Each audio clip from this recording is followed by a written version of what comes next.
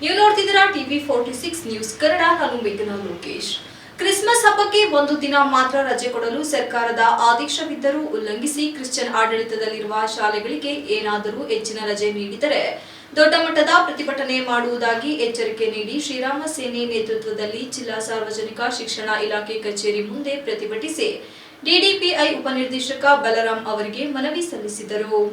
ಇದೇ ವೇಳೆ ಶ್ರೀರಾಮ ಸೇನಾ ದಕ್ಷಿಣ ಪ್ರಾಂತ ಸಹ ಕಾರ್ಯದರ್ಶಿ ಜಾನಕೆರೆ ಹೇಮಂತ್ ಮತ್ತು ಜಿಲ್ಲಾಧ್ಯಕ್ಷ ಧರ್ಮನಾಯಕ್ ಮಾತನಾಡಿ ಮಾಧ್ಯಮದೊಂದಿಗೆ ಮಾತನಾಡಿದ ಅವರು, ಸರ್ಕಾರದ ಅಧಿಸೂಚನೆಯ ಪ್ರಕಾರ ರಾಜ್ಯದ ಎಲ್ಲ ಸರ್ಕಾರಿ ಇಲಾಖೆಗಳು, ಸರ್ಕಾರಿ, ಅನುದಾನಿತ, ಅನುದಾನ ರಹಿತ ಶಾಲಾ ಕಾಲೇಜುಗಳು ನಿಗದಿತ ರಜೆ ದಿನಗಳಲ್ಲಿ ಕಡ್ಡಾಯವಾಗಿ ರಜೆ ಘೋಷಿಸಬೇಕಾಗಿದೆ. ಆದರೆ ಕೆಲವು ಖಾಸಗಿ ಶಾಲೆಗಳು, ವಿಶೇಷವಾಗಿ ಕ್ರಿಶ್ಚಿಯನ್ ಆಡಳಿತದಲ್ಲಿರುವ ಸಂಸ್ಥೆಗಳು ಸರ್ಕಾರದ ರಜೆ ಆದೇಶವನ್ನು ಉಲ್ಲಂಘಿಸಿ ದಸರಾ ರಜೆಯನ್ನು ರದ್ದು ಮಾಡಿ ತರಗತಿಗಳು ಹಾಗೂ ಪರೀಕ್ಷೆಗಳನ್ನು ನಡೆಸಿರುವುದು ಗಂಭೀರ ಅನಿಯಮವಾಗಿದೆ ಎಂದು ದೂರಿದರು. ಡಿಸೆಂಬರ್ 25 ಕ್ರಿಸ್ಮಸ್ ಹಬ್ಬಕ್ಕೆ ಸರ್ಕಾರ ಅಧಿಕೃತವಾಗಿ ಒಂದು ದಿನ ರಜೆಯನ್ನು ಮಾತ್ರ ಘೋಷಿಸಿದೆ. ಆದರೆ ಅನಧಿಕೃತವಾಗಿ ಕೆಲವು ಕ್ರಿಶ್ಚಿಯನ್ ನಿರ್ವಹಣೆಯ ಶಾಲೆಗಳು 10 ದಿನಗಳವರೆಗೆ ರಜೆ ಘೋಷಿಸುತ್ತಿರುವುದು ಸಂಪೂರ್ಣವಾಗಿ ಕಾನೂನು ಬಾಹಿರ ಮತ್ತು ಸರ್ಕಾರದ ಆದೇಶಕ್ಕೆ ವಿರುದ್ಧವಾಗಿದೆ.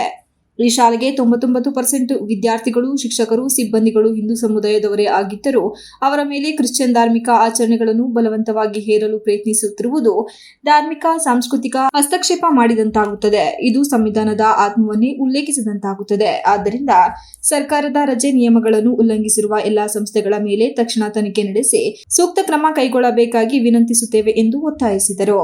ಬಿಟ್ಟು ಮತ್ತೆ 12 ದಿನ ರಜಾ ಘೋಷಣೆ ಮಾಡಿದ್ದಾರೆ ಕ್ರಿಶ್ಚಿಯನ್ ಸ್ಕೂಲಲ್ಲಿ. ಏನಾದರೂ ಆ ಥರ ಏನಾದರೂ 12 ದಿನ, ಒಂದಿನ 25ನೇ ತಾರೀಕು ಬಿಟ್ಟು 12 ದಿನ ಏನಾರು ರಜೆ ಏನಾದರೂ ಕೊಟ್ಟರೆ ಆ ಸ್ಕೂಲನ್ನು ಬೀಗ ಹಾಕಿ ಪ್ರತಿಭಟನೆ ಮಾಡುವಂತಹ ಸಾಧ್ಯತೆ ಶ್ರೀರಾಮ ಸೇನೆ ಕೈಗೊಂಡಿದೆ.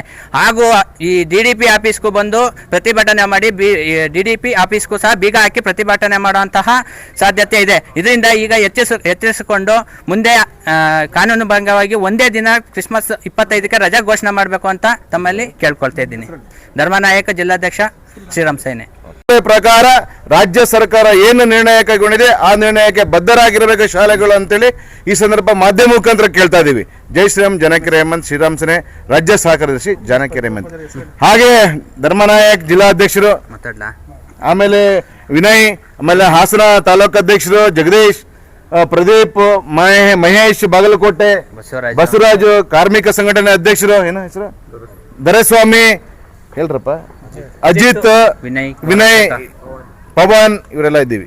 ಪ್ರತಿಭಟನೆಯಲ್ಲಿ ಶ್ರೀರಾಮ ಸೇನೆ ತಾಲೂಕು ಅಧ್ಯಕ್ಷ ಧರ್ಮನಾಯಕ, ಜಿಲ್ಲಾ ಉಪಾಧ್ಯಕ್ಷ ಪ್ರದೀಪ್, ನಗರಾಧ್ಯಕ್ಷ ದರ್ಶನ್, ತಾಲೂಕು ಅಧ್ಯಕ್ಷ ಜಗದೀಶ್, ಗೋರಕ್ಷಕ ಪ್ರಮುಖ ವಿನಯ್, ತಾಲೂಕು ಉಪಾಧ್ಯಕ್ಷ ಅಜಿತ್, ಧಾರ್ಮಿಕ ವಿಭಾಗದ ದೊರೆಸ್ವಾಮಿ, ಕಾರ್ಯದರ್ಶಿ ಬಸವರಾಜು, ಮಹೇಶ್ ಬಾಗಲಕೋಟೆ, ಪ್ರವೀಣ್ ಇತರರು ಉಪಸ್ಥಿತರಿದ್ದರು.